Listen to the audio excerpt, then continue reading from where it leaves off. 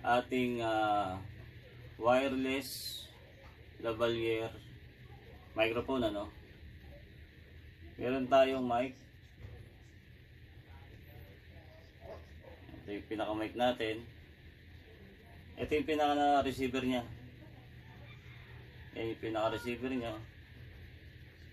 At ito naman yung pinaka cord nya, type C. Type C siya, type C. Ito yung cellphone.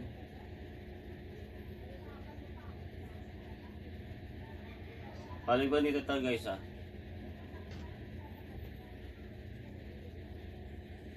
Yan, pag ganito siya, susuksok na itong receiver, susuksok natin dito. Yan. Susuksok natin dyan. Tapos bubusan natin yung pinaka apps nya, no? Tapos itong pinaka microphone nya ay iyan natin, i-on natin.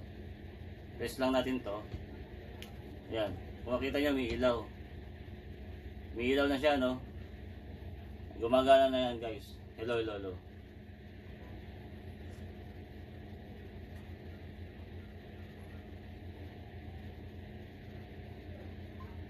Yan, hello. Yan, nakita nyo yung tumataas guys. Yung kulay puti tumataas, ano. Bali gumagana na yan. Yung ating wireless. Yan, hello. Yan, gumagana na po yan yung ating wireless mic. Ito po siya. So, kailangan nating i-download. Yung Open Camera apps. So, tara guys, ituturo ko sa inyo kung paano ito i-set up sa ating Android phone. So, tara. So, nandito na tayo sa ating Android phone, guys. At hanapin lang natin yung ating Play Store. Tapos, click lang natin yung Play Store. I-search lang natin yung type lang natin Open Camera. Ito, Open Camera. Tapos, itong kulay blue na to guys, install lang natin to. Hantayin lang natin ma-download. And open na natin guys.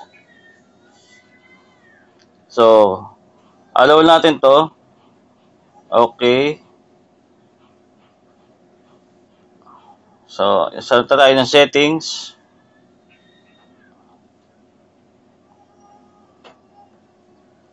Pupunta lang tayo sa video settings.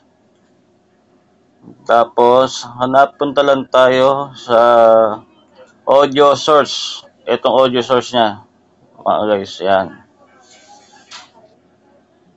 Kiklik lang natin yung external mic. Click natin, no, external mic. Yung present, yan.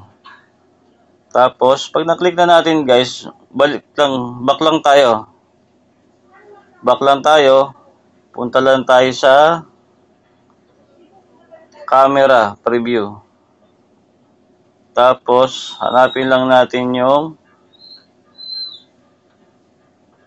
ito.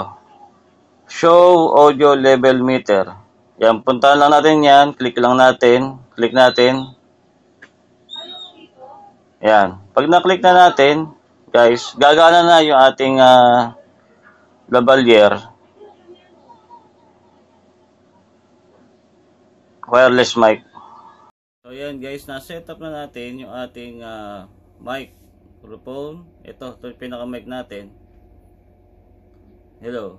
Yan, kung nakita nyo yung kulay puti na tumataas, ibig sabihin yan, gumagana na yung ating wireless mic lavalier. So, dito lang guys, at thank you.